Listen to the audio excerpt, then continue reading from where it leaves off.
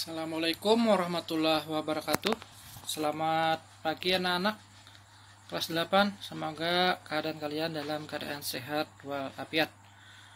Ya, kali ini kita akan belajar kembali memasuki bab yang ketiga, yaitu tentang zakat.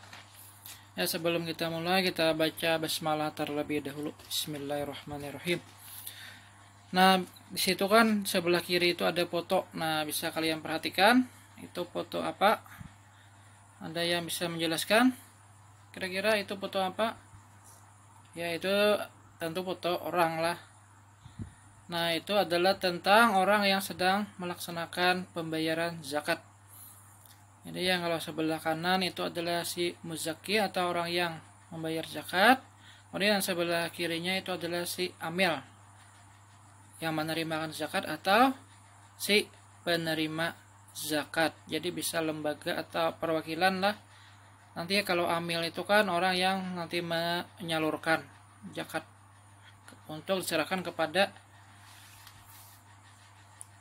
orang yang berhak menerima zakat, atau langsung ke orangnya yang membutuhkan. Bisa saja langsung lah si penerima zakatnya langsung kita serahkan. Nah, misalnya kampung itu ada yang membutuhkan, orang miskin misalkan, nah boleh kita langsung antar sendiri tanpa melewati amil. Kemudian ya kita masuki persepsi. Kita diwajibkan untuk membayar zakat fitrah setelah melaksanakan puasa Ramadan dan sebelum sholat Idul Fitri. Jadi untuk hukum zakat fitrah ini adalah hukumnya wajib selama ada kebutuhan, bukanlah selama ada kelebihan harta, kelebihan dari yang kita makan, kelebihan makanan pokok tadi. Misalnya ada punya beras, kita makan makanannya misalnya kan sehari satu keluarga itu misalnya 3 liter. Ada kelebihan misalnya satu belik. Nah, satu belik itu berapa? 20 liter. Nah, ada kelebihan. Nah, itu wajib dibayarkan untuk zakat fitrah selama cukup lah. Jadi selama cukup. Ini kalau ada cukup ya, kalau cukup untuk makan ya tidak wajib. Zakat fitrah ini berupa makanan pokok yang biasa dikonsumsi masyarakat setempat. Nah, kalau tempat kita kan beras. Jadi yang dizakati beras juga, atau sekarang uang lah, boleh juga uang. Supaya lebih mudah.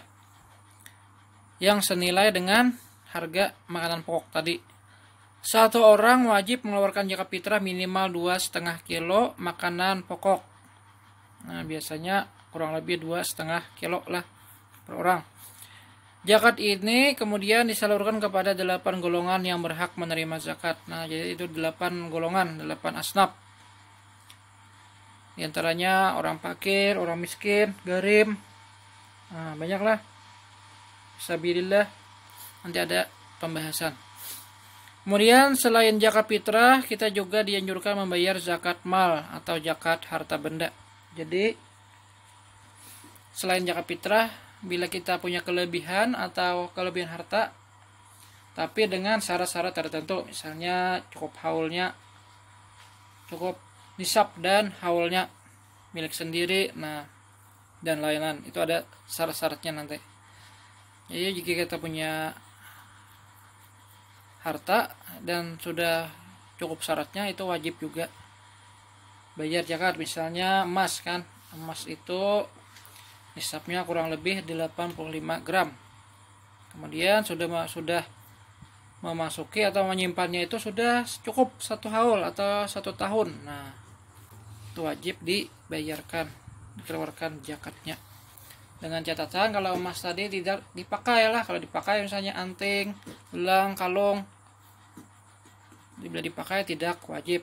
Jadi yang di zakat itu yang disimpan, misalnya emas batangan kah atau perhiasan yang disimpan tidak dipakai, jadi itu wajib dizakati ya. Tadi selama cukup tadi syaratnya. Jadi kalau tidak cukup syaratnya ya tidak wajib lah. Kemudian harta yang kita keluarkan zakatnya akan menjadi harta yang berkah. Jadi bila kita keluarkan zakat, berkah harta kita.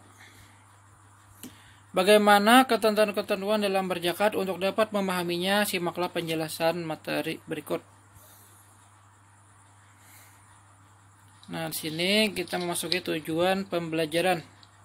Pembelajaran kita tujuannya adalah yaitu yang pertama, siswa memahami ketentuan pelaksanaan zakat. Jadi siswa diharapkan kalian mampu memahami atau mengerti tentang ketentuan tentang pelaksanaan atau tata cara zakat lah.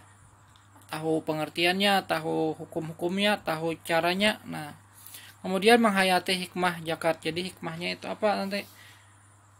Jadi kita hayati dan kita implementasikan dalam kehidupan sehari-hari. Nah, yang ketiga ini membiasakan sikap dermawan sebagai implementasi dari hikmah dari zakat. Jadi dengan mempelajari materi ini diharapkan siswa bersifat dermawan. Jadi jangan yang asalnya pelit, mudah-mudahan menjadi dermawan, karena sifat pelit itu sifat yang amat buruk lah, sifat tercela. Karena orang yang pelit saja dia sangat benci sama orang yang pelit. Misalnya Hidin tuh pemalar Banjar nih, bahasa Banjarnya pelit. Tapi Hidin kadang tujuh lawan orang yang pelit. Nah, kemudian zakat, skema zakat lah, peta konsep. Nah, sini bisa kalian perhatikan. Zakat itu terdiri dari perintah zakat dan dasar hukumnya. Zakat ada zakat mal atau harta. Jadi zakat mal ini disebut juga zakat dengan zakat harta. Kemudian orang-orang yang berhak menerima zakat. Nah, ini ada 8 golongan, 8 asnaf.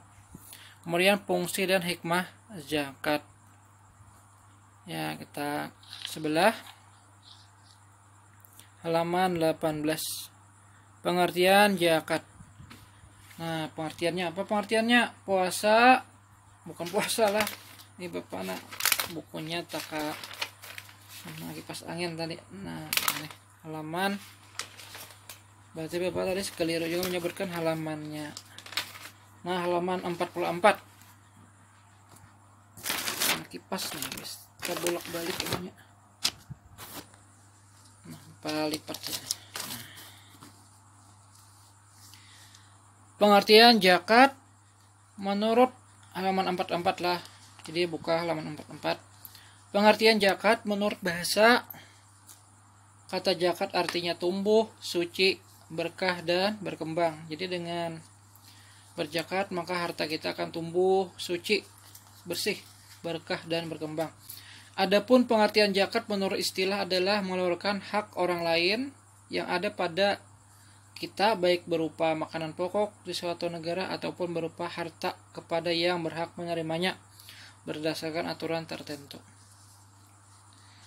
Jadi yang namanya pengertian zakat ini bisa dua lah, bisa makanan pokok tadi yaitu zakat fitrah, zakat untuk mensucikan jiwa diri setelah melaksanakan puasa Ramadan, atau zakat mal atau zakat harta bagi yang mempunyai harta dengan cukup syarat-syaratnya. Kemudian perintah mengeluarkan zakat. Nah, ini ada di dalam Quran surah An-Nisa ayat 77. Nah, yang bunyinya a'udzubillahi minasyaitonirrajim, bismillahirrahmanirrahim. Alam tara ilal ladzina qila lahum kuffu aydiyakum wa aqimus sholata wa atuz zakata falamma kutiba alaihimul qital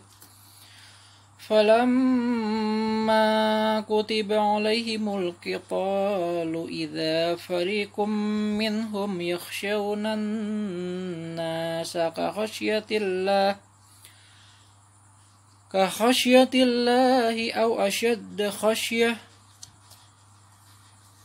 Nah, yang artinya tidaklah kamu perhatikan orang-orang yang dikatakan kepada mereka, tahanlah tanganmu dari berperang, dirikanlah sembahyang dan tunaikanlah zakat. Maksudnya bayarlah zakat. Setelah diwajibkan kepada mereka berperang, tiba-tiba sebagian dari mereka golongan munafik takut kepada manusia atau musuh, seperti takutnya kepada Allah, bahkan lebih sangat dari itu takutnya. Jadi ini ayat tentang melaksanakan kewajiban membayar zakat. Kemudian juga ada dalam di bawahnya ya. Nah, di bawahnya perintah zakat juga terdapat dalam Quran surah At-Taubah ayat 103. Nah, bisa kalian baca sendiri ya ayatnya, supaya durasi pembelajaran kita ini videonya jangan terlalu panjang. Karena apa? Kalau terlalu panjang maka ukuran videonya jadi besar. Kalian nanti mungkin kalau yang kuotanya sedikit kan kasihan, tidak dapat membuka videonya atau boros lah kalau terlalu besar. Nah, kita lanjutkan ke sebelah saja, yang penting-pentingnya saja yang Bapak jelaskan. Nah, pengertian dan dasar hukumnya zakat fitrah. Nah, sekalian baca ini ya. Zakat fitrah yaitu zakat berupa makanan pokok suatu negara yang dikeluarkan setelah melaksanakan ibadah saum. Nah, ibadah saum itu yaitu puasa selama 1 bulan. Diberikan pada akhir bulan Ramadan sampai sebelum sholat Idul Fitri. Hukumnya wajib bagi setiap umat Islam. Zakat fitrah disebut juga dengan zakat nafs atau zakat jiwa, karena berfungsi untuk membersihkan diri dari dosa. Nah, jadi zakat fitrah ini waktunya ada, kada sembarang lah. Nanti sebelah ada kita pembahasan. Jadi hukumnya nanti ada mubah, ada wajib, ada makruh, ada haram. Jadi jangan sampai kita berzakat tapi hukumnya makruh atau haram. Zakat ini kan padahal fungsinya untuk mendapatkan pahala lah. Kalau haram itu kan berdosa. Nah, kemudian tujuan Allah memerintahkan umat Islam untuk membayar zakat adalah agar harta yang dimiliki menjadi bersih dan suci. Nah, jadi karena kan dalam harta kita itu ada kotoran. Nah, dengan dikeluarkan zakat maka menjadi bersih harta kita, jadi berkah. Karena jika tidak membayar zakat, harta yang dimiliki menjadi kotor dan haram, karena tercampur hak orang lain yang dititipkan kepada orang yang berhak mengeluarkan zakat. Kemudian tujuan yang lain adalah untuk menggembirakan hati fakir miskin pada hari raya Idul Fitri. Nah, ini untuk zakat fitrah. Jadi kita dianjurkan dalam agama itu dengan membayar zakat ini, maka saudara kita yang membutuhkan, yang fakir miskin menjadi gembira juga menyambut datangnya 1 Syawal atau hari raya Idul Fitri. Selain itu, untuk membersihkan dosa-dosa kecil yang mungkin ada ketika kita melaksanakan puasa Ramadan. Nah, jadi dengan saat berpuasa kan mungkin saja kita ada tergawi dosa-dosa kecil seperti apa misalnya, dosa kecil, dusta kah, atau marah kah, atau apa misalnya ghibah kah. Nah, dengan membayar zakat ini dihapuskan dosa-dosa kecil tadi atau perbuatan yang sia-sia, pembersihnya, pensuciannya. Ya, kita lanjutkan. Nah, di sini ada hadis. Nah, bisa kalian baca sendiri hadisnya.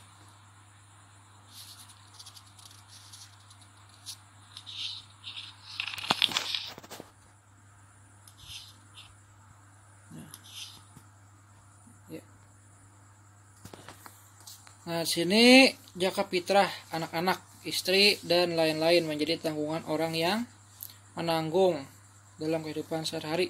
Nah, misalnya ada ayah kan, ayah yang menafkahi, maka ayah yang membayarkan zakatnya. Atau misalnya 2 suami istri, maka yang suami yang membayar zakatnya. Atau ada orang tua yang sudah tidak mampu lagi, nah itu ditanggung oleh anaknya. Zakat fitrah tidak hanya diwajibkan bagi orang-orang kaya, fakir miskin juga diwajibkan mengeluarkan zakat fitrah apabila mereka sudah memiliki keperluan makan pada hari raya Idul Fitri dan masih ada kelebihan. Nah, jadi wajib bagi semua orang. Jadi bukan hanya untuk orang yang kaya, tetapi fakir miskin pun selama ada kelebihan makan selain yang dimakan ya pada hari raya itu. Nah, wajib juga mengeluarkan zakat fitrah. Orang-orang yang paling berhak menerima zakat fitrah menurut para ulama ada golongan fakir miskin. Nah, jadi fakir miskin yang paling berhak lah. Namun demikian zakat fitrah ini juga boleh diberikan kepada golongan lain yang termasuk dalam 8 asnaf atau golongan penerima zakat yang berjumlah 8. Nah,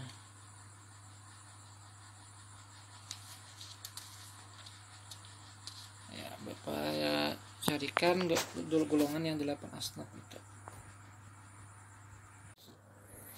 Nah, siapa saja orang-orang yang berhak menerima zakat? Ini ada pertama fakir. Apa itu fakir? Ialah orang-orang yang memiliki harta namun sangat sedikit. Orang-orang ini tak memiliki penghasilan sehingga jarang bisa memenuhi kebutuhan sehari-hari. Jadi fakir ini sangat kekurangan lah. Untuk kebutuhan sehari-hari saja untuk makan sulit. Kemudian miskin. Miskin ini di atas fakir. Ada orang-orang yang disebut miskin. Mereka adalah orang-orang yang memiliki harta namun juga sangat sedikit. Penghasilannya sehari-hari hanya cukup untuk memenuhi makan, minum, dan tak lebih dari itu.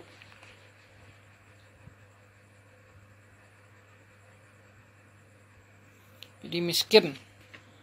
Ya kurang lebih dengan fakir tadi.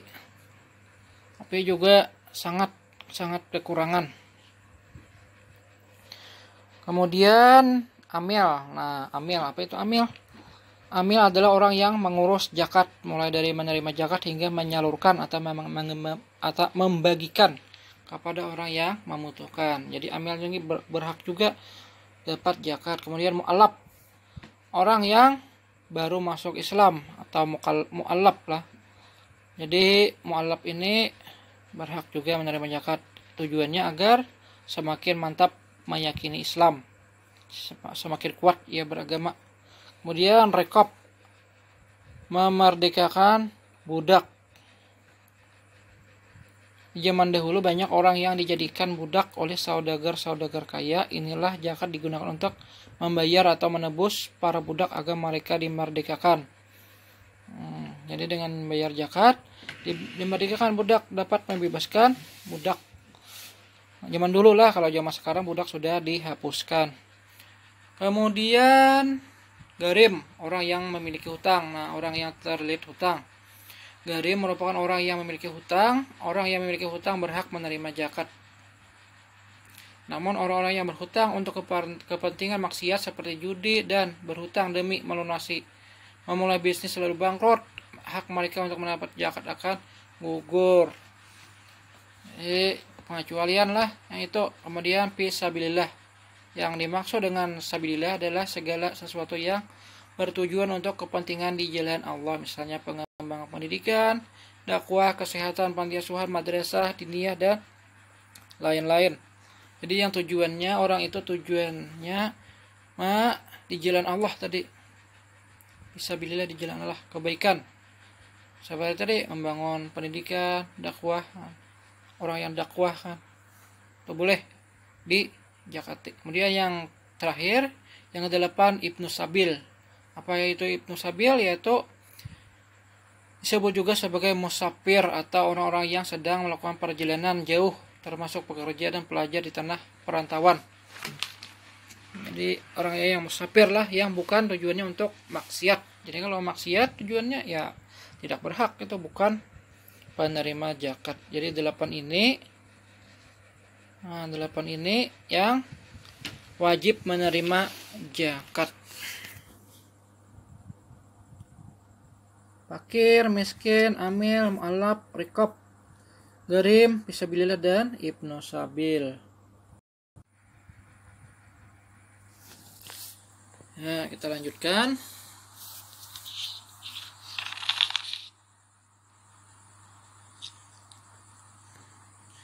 Nah, syarat wajib zakat fitrah. Nah, tadi di atasnya itu, adapun ukuran zakat fitrah menurut hadis di atas adalah 1 sok atau 1 gentang makanan pokok seperti kurma, gandum, beras, atau yang lain. Kalau di Indonesia biasanya berupa beras dengan ukuran 2,5 liter atau 3,5 2,5 kilo atau 3,5 liter. Nah, itu sudah ukuran yang ditetapkan lah. Jadi kita ada usah lagi pakai ukuran gentang apakah itu gentang di Arab. Nah, jadi sudah ditetapkan pemerintah, sudah ditetapkan Majelis Ulama Indonesia 2,5 kilo atau 3,5 liter beras. Berasnya juga tergantung makanan kita. Misalnya beras kita makan siam kan, beras siam yang dikeluarkan juga beras siam. Kalau makanannya misalnya beras yang biasa-biasa saja atau jenis apa misalnya kan yang tamurah misalnya, nah maka yang sesuai yang kita makan dalam sehari-hari. Kalau misalnya makannya biasa, kalau zakatnya yang bagus lagi ya lebih bagus juga zakatnya ya, kalau mampu lah. Jadi tergantung kemampuan kita, tergantung tadi makan yang kita makan, jenisnya, jenis berasnya. Nah, sesuai dengan yang kita makan pas setidaknya nih. Kalau lebih bagus ya makin bagus lah, makin bagus juga. Kemudian kita masuki tadi syarat wajib zakat fitrah, yaitu yang pertama muslim. Jadi orang muslim baik laki-laki atau perempuan, dewasa atau baik dewasa, anak-anak, orang tua, nah semuanya wajib. Dengan catatan tadi punya kelebihan makanan pokok yang dimakan pada saat menjelang hari raya. Jadi kalau makanannya ada, misalnya punya beras atau karung, nah itu kan lebih dari cukup dari yang dimakan. Nah, untuk makan pada saat itu kan, nah, itu wajib dibayarkan untuk bayar zakat fitrah. Kemudian yang kedua syarat wajibnya adalah merdeka. Jadi orang merdeka. Budak jadi budak tidak wajib lah. Tetapi budak ini menjadi tanggungan si majikannya. Nah, ini sesuai dengan hadis Nabi.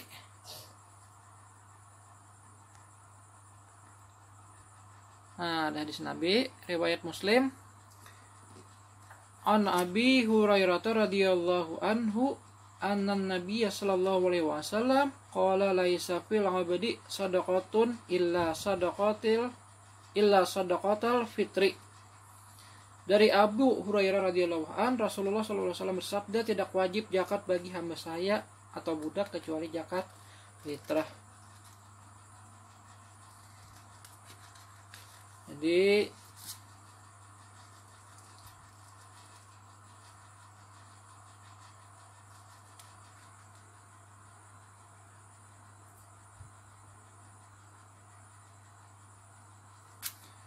yang mengeluarkannya adalah majikannya, karena majikannya ya adalah penanggungnya tadi, penanggungnya.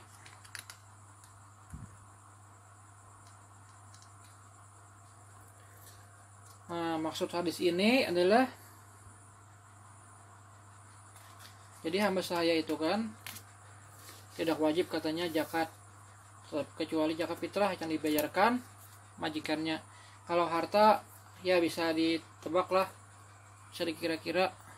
Nah, yang namanya budak itu pasti tidak memiliki harta. Jangankan harta, kan untuk menebus dirinya sendiri saja dari majikannya tidak mampu. Nah, jadi tidak wajib zakat kecuali zakat fitrah. Nah, itu pun yang menjakatinya adalah si majikannya. atau ampun budak tadi. Jadi kalau untuk zaman sekarang perbudakan sudah dihapuskan, jadi tidak ada lagi budak. Setelah Islam datang, perbudakan dihapuskan. Kemudian yang ketiga, syarat wajib adalah mampu. Nah, orang mampu. Nah, yang ini. Nah, mampu. Orang yang mampu adalah orang-orang yang memiliki harta lebih dari kebutuhan, yaitu memiliki nafkah atau belanja bagi dirinya, dan orang-orang yang wajib dinafkahinya pada hari raya dan malam harinya. Maka ia wajib mengeluarkan zakat untuk diri dan keluarganya yang menjadi tanggungannya. Ya, kayak di awal tadi, yang wajib yang menanggung bayar zakatnya adalah ayah misalkan, yang menjadi tulang punggung atau pemberi nafkah.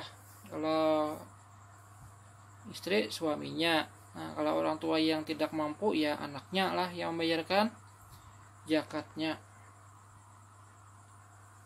Nah, ini hadisnya bisa kalian baca sendiri.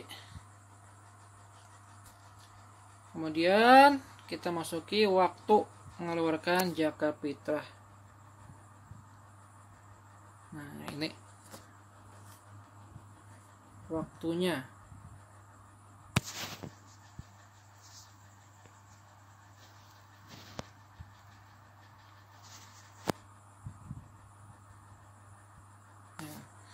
Waktu mengeluarkan zakat fitrah. Membayar zakat fitrah ini telah ditentukan waktunya. Jadi jangan sembarang waktunya. Yang pertama, mubah atau boleh, yaitu sejak awal bulan Ramadan sampai akhir bulan Ramadan. Nah, misalnya tanggal 1 Ramadan kan masuk udah bulan Ramadan, boleh kita sudah mengeluarkan zakat fitrah. Sebulanan itu, nah hukumnya adalah mubah. Sebulanan, 1 bulan selama bulan Ramadan. Kemudian yang kedua, hukumnya adalah wajib. Nah, jadi ini hukumnya wajib, yaitu membayar zakat ketika mulai terbenam matahari di akhir bulan Ramadan. Nah, masuk 1 Syawal nih, malam hari raya, maghrib. Kemudian sampai waktu subuh. Nah, itu hukumnya wajib. Kemudian kita ke sebelah, hukumnya yang ketiga. Nah, biar habislah videonya lah.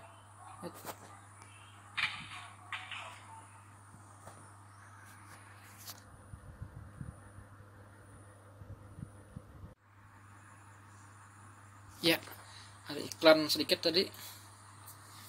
Yang ketiga, waktu sunnah.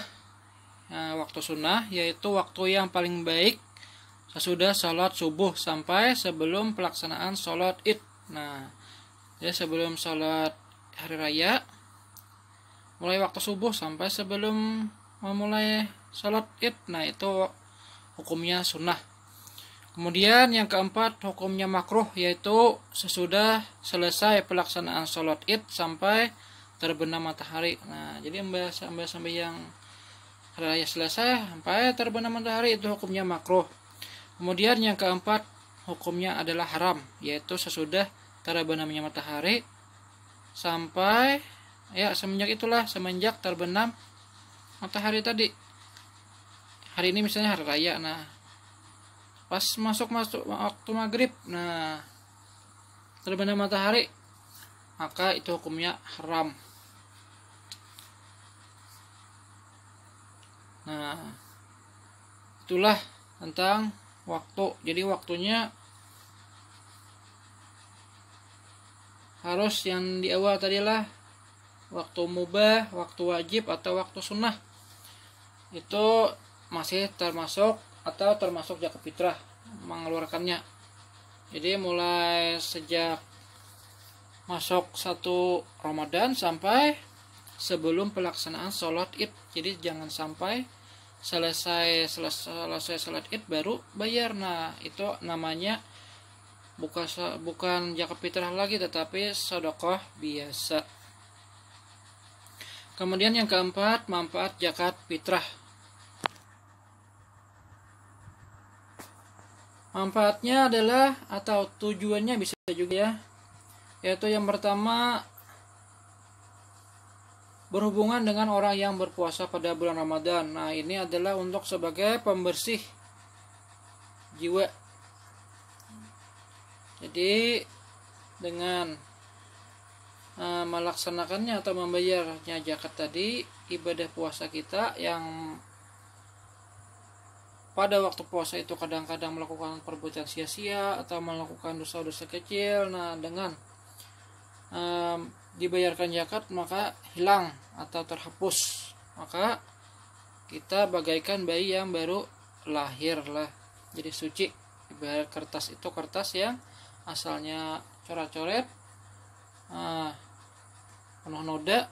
Dengan melaksanakan puasa kemudian bayar zakat, maka bersih seperti bayi yang baru lahir, tidak punya dosa.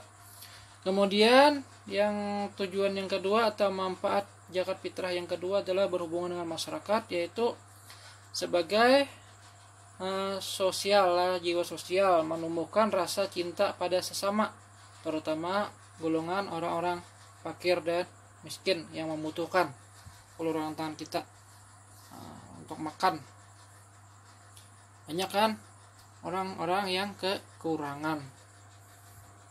Jadi dengan bayar zakat tadi terbantu. Ya, demikianlah penjelasan tentang zakat. Nanti ada pembahasan selanjutnya.